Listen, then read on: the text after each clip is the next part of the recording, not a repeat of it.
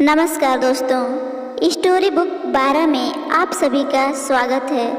एक स्त्री के घर पर आधारित बहुत ही प्यारी कहानी सुनते हैं। तुम्हें कितनी बार बताया है, मेरे तैयार होने से पहले मेरा नाश्ता तैयार हो जाना चाहिए। शादी के 20 सालों बाद भी मुझे क्यों बार बार एक ही बात बतानी पड़ती है? नीता, तुम्हें क्या है? तुम तो आराम से घर पर रहोगी, काम पर तो मुझे जाना पड़ता है। तुम हो कि हमेशा बेवकूफ़ों जैसी हरकत करती हो। आज भी निशांत का पारा चढ़ा हुआ था। इन कटु शब्दों में अपना गुस्सा नीता पर उतारते हुए वह ऑफिस चला जाता है। नीता के लिए निशांत का यह बेवजह का गुस्सा कोई नई बात नहीं थी। पहले नीता उसका विरोध भी किया करती थी, लेकिन जब कई सालों तक निशांत में कोई परिवर्तन नहीं आया तो नीता ने खुद को ही बदल दिया। अब निशांत के कुछ भी कहने से नीता को कोई फर्क नहीं पड़ता था। निशांत की हर बात वो चुपचाप सिर नीचे झुकाए सुन लेती थी। नीता ने पूरी कोशिश की कि निशांत को बदला जाए, लेकिन फालतू का नीता को भला बुरा कहना यह मानो जैसे उसकी आदत बन गई थी। कोई भी बात विवाद होता तो निशांत सीधा नीता को बोल देता, अगर मैं तुम्हें अच्छा नहीं लगता तो क्यों नहीं चली जाती अपने मायके? क्यों रहती हो मेरे साथ मेरे घर में? इतना कुछ होने के बावजूद नीता निशांत के साथ रहती थी, क्योंकि उसे अपनी बेटी की फिक्र थी। और वह जाती भी तो कहाँ, अपने बूढ़े हो चुके माँ बाप को इस उम्र में परेशान करना वह नहीं चाहती थी। समाज और लोग क्या कहेंगे, यह भी तो उसे देखना था।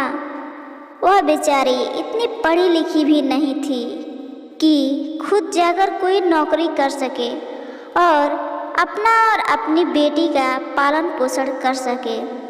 नीता नहीं चाहती थी कि पति पत्नी के झगड़ों की वजह से काव्या यानी उसकी बेटी डिस्टर्ब हो।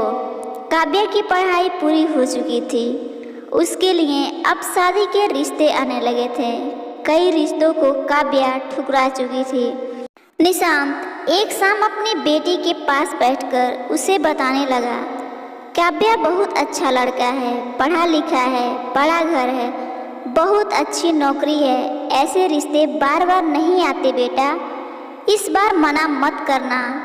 काव्या अपने पिता से ज़्यादा बात नहीं करती थी, शायद डरती थी या शायद नफरत करती थी, लेकिन आज वो अपनी पूरी हिम्मत इकट्ठा कर बोली, मुझे अभी शादी नहीं करना है पापा, मैं नौकरी करना चाहती हूँ, खुद अपने पैरों पर खड़ी होना चाहती हूँ।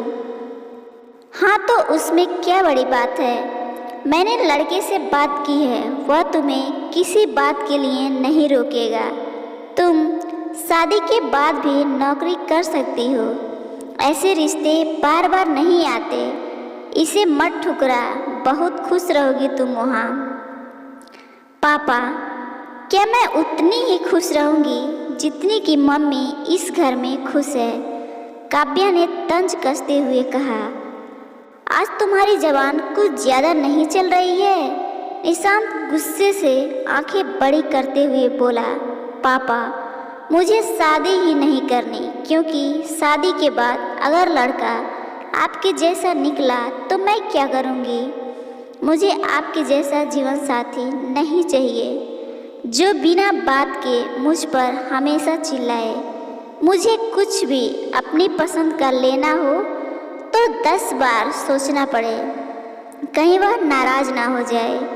मेरी तबीयत कैसी भी हो उसे परवाह ना हो।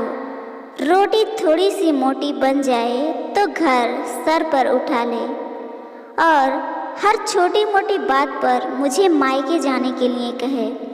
काव्या ने अपना दिल खाली करते हुए पापा से सब कह दिया। निशांत का गुस्सा 7वें आसमान पर था, लेकिन उसके मुंह से एक भी शब्द नहीं फूट रहा था। वो काव्या की बातें सुन रहा था। आपकी बातें सुन सुनकर माँ ने अपना स्वाभिमान खो दिया है। निशांत आज पहली बार अपने किए बर्ताव को महसूस कर पा रहा था। वो इतना ही बोल पाया, जो तुम्हारा मन है वो करो, मैं तो बहुत बुरा हूँ। काव्या ने निशांत का हाथ पकड़ा और बोली, पापा मुझे सिर्फ एक सवाल का जवाब दे दो, क्या आप चाहेंगे कि मेरा पति आपके जैसा हो? अगर आपका जवाब हाँ है तो कर दीजिए मेरा रिश्ता आज ही, और ना है तो मुझे आत्मनिर्भर बनने दीजिए। निशांत कुछ भी ना बोल पाया और वहाँ से चुपचाप बाहर चला गया। आज उसे नीता के सामने जाने में शर्म आ रही थी। चलते चलते उसकी आंखों से आंसू बह रहे थे। निशांत ने आज से अपने आप को बदलने का निश्चय किया। अगले दिन से नीता ने अपने पति में काफ़ी बदलाव देखा। अब काव्या पढ़ लिख कर अच्छी नौकरी करने लगी थी और उसके लिए एक अच्छा रिश्ता आया।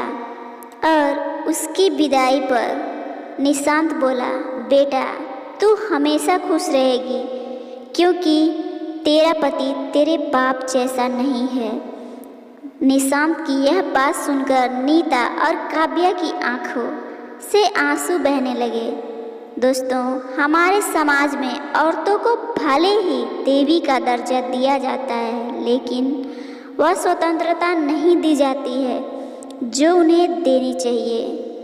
उन्हें बचपन से ही बताया जाता है कि वह पराया धन है। माँ बाप का घर तुम्हारा नहीं है, पति का घर ही तुम्हारा घर है। और एक दिन किसी छोटे मोटे झगड़े में ससुराल वालों से उन्हें सुनना पड़ता है कि इस घर को छोड़ दो और मायके अपने घर चली जाओ। अब आप ही बताओ, स्त्रियों का सच्चा घर कौन सा? आखिरकार वह किस घर को अपना घर कहे? दोस्तों, ये कहानी आपको कैसी लगी? और इसी तरह की कहानियाँ सुनने के लिए इस चैनल को सब्सक्राइब करें। धन्यवाद।